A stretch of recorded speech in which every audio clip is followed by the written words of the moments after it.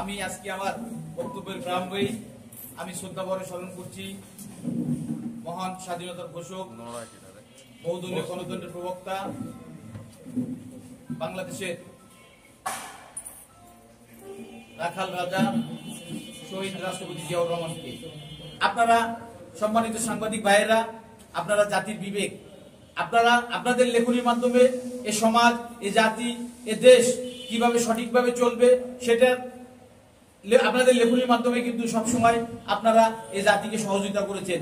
এ জাতি যখন গণতন্ত্র হারা হয়েছে, এ জাতি যখন স্বাধীনতা সার্বভৌমত্বের সম্মুখীন হয়েছে, এ জাতি যখন বিভিন্ন সময় বিভিন্ন স্বৈর শাসক দ্বারা নিষ্পেষিত হয়েছেন, নির্যাতিত হয়েছেন, আপনারা আপনাদের বিবেক দিয়ে, আপনাদের কলম দিয়ে আপনারা সেই নির্যাতিত, সেই নিপীড়িত মানুষের সেই স্বৈরাচার বিরোধী আন্দোলন সংগ্রামে মানুষের প্রতি আপনারা কিন্তু আপনারা লিখনের মাধ্যমে আপনারা সহযোগিতা করেছেন, আপনারা তাদের পাশে দাঁড়িয়েছেন।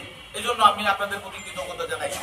আমি আজকের এই মত বিনিময় সভায় আমি আপনাদের উদ্দেশ্যে বলতে চাই, বিগত 16-17 বছর এদেশে একটি দল শাসন ক্ষমতায় ছিল। 5ই আগস্টের আন্দোলন সংগ্রাম করার মধ্যে তারা আজকে এদেশের ক্ষমতা বা এদেশের শাসন ক্ষমতা থেকে তারা আজকে অনেক যোজন দূরে, তাদের নেত্রী আজকে বিদেশের মাটিতে অবস্থান করছেন, তাদের অনেক নেতাকর্মী আজকে দেশের বাইরে।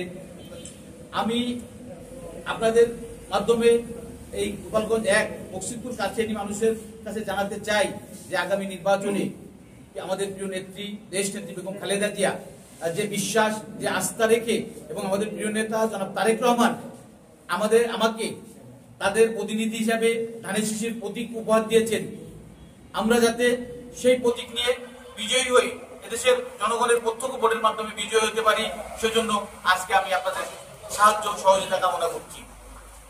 বন্ধুরা আমার, বিগত 3টি নির্বাচনে যেভাবে অনুষ্ঠিত হয়েছে, বিশেষ করে বিগত 4টি নির্বাচন আমি বলবো, কারণ আমি 2008 সালে এখানে 4 দলীয় ঐক্যজোটের প্রার্থী হিসেবে আমি নির্বাচন করেছিলাম। সেই নির্বাচন করতে এসে আমি দেখেছি বাংলাদেশের অন্য অনেক জেলায় এই জাতীয় সংসদ নির্বাচনটি স্বাভাবিক এবং সুষ্ঠুভাবে হলেও আমি লক্ষ্য করেছি আমাদের এই গোপালগঞ্জ তথা আমি এই কাশিয়ানী বক্সিরপুর গোপালগঞ্জ 1 আসনে কখনোই সঠিকভাবে জাতীয় নির্বাচনটি অনুষ্ঠিত হয়নি। আমি এ কারণেই বললাম, কারণ আমি 2008-এ যখন নির্বাচন করতে এসেছি, আমি নির্বাচনের দিনে লক্ষ্য করেছি যে আমি অনেকগুলো কেন্দ্রে যাওয়ার সুযোগ হয়েছিল, কিন্তু আমি অনেক কেন্দ্রে যেয়েই আমাদের যে নির্ধারিত এজেন্ট ছিলেন তাদের কাউকেই পাইনি। আমি আশেপাশে লোকজনকে জিজ্ঞেস করেছি, তারা বলেছে গোপালগঞ্জে বা কাশিয়ানী বক্সিরপুরে অন্য দলের কোনো এজেন্ট থাকবে, সেটা হয় না, সেটা তাদের জন্য নাকি অপমানকর, তাদের জন্য নাকি লজ্জাস্কর, এটা বলেছেন। অথচ একটি গণতান্ত্রিক দেশে আমরা সকলেই স্বাধীনভাবে মত প্রকাশ করবো, স্বাধীনভাবে আমি আমার ভোটাধিকার প্রয়োগ করবো, এটাই তো স্বাভাবিক হওয়ার নিয়ম। এ কারণে আমি বললাম 2008-এর নির্বাচনটিও বিতর্কিত নির্বাচন ছিল। 2014 নির্বাচন আপনারা সকলেই জানেন, 153টি আসন বিনা ভোটে জয়ী হয়েছিলেন। আপনারা 2018 নির্বাচন দেখেছেন, সেই নির্বাচনে কিন্তু দিনের ভোট রাতে হয়েছিল। সর্বোপরি 2024 এই মাত্র কিছুদিন আগে যে নির্বাচন হয়েছিল, সেই নির্বাচনেও কিন্তু দামি নির্বাচন হয়েছিল। সেই নির্বাচনে কিন্তু বিরোধী রাজনৈতিক পক্ষকে কিন্তু প্রতিদ্বন্দ্বিতা করার ন্যূনতম সুযোগ দেওয়া হয়নি।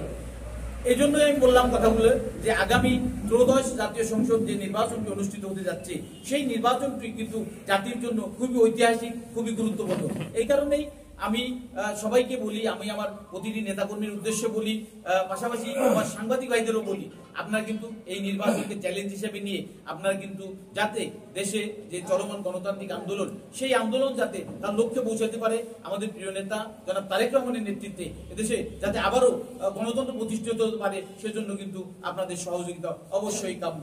আপনারা আপনাদের লেখনীর মাধ্যমে, আপনারা আপনাদের বিবেক দিয়ে, আপনারা আপনাদের বুদ্ধি দিয়ে কিন্তু আপনারা এ জাতির 18 কোটি মানুষ যাতে আবারও গণতন্ত্রে ফিরে পায়, আমাদের এই কাশিয়ানী বক্সিরপুরের মানুষ যাতে স্বাধীন মত প্রকাশ করতে পারে, সেজন্য কিন্তু আপনাদের সহযোগিতা দরকার, একান্তই দরকার। আমি মনে প্রাণে বিশ্বাস করি আপনারা জাতির বিবেক, এই সাংবাদিক সমাজ, সেই গণতন্ত্র প্রতিষ্ঠার যে চলমান আন্দোলন, এই আন্দোলনে আপনারা আমাদের পাশে থাকবেন, আমাদের নেতাকর্মীদের পাশে থাকবেন, আমাদের জনগণের পাশে থাকবেন, এবং আগামী নির্বাচন যাতে সুষ্ঠু এবং সুন্দরভাবে অনুষ্ঠিত হয়, সেজন্য কিন্তু আপনাদের অনেক ভূমিকা, অনেক দায়িত্ব পালন করতে হবে। এই জন্য আমি আমার সাংবাদিক ভাইদের বলবো, এদেশের জনগণের প্রত্যক্ষ ভোটে যদি আমি জাতীয় সংসদের সদস্য নির্বাচিত হই, আমি আপনাদের কথা দিয়ে গেলাম, আমাদের প্রিয় নেতা জনাব তারেক রহমান আমাদের দল জাতির উদ্দেশ্যে যে 31 দফা প্রণয়ন করেছেন, সেই 31 দফার ভিত্তিতেই আমরা দেশ পরিচালনা করব।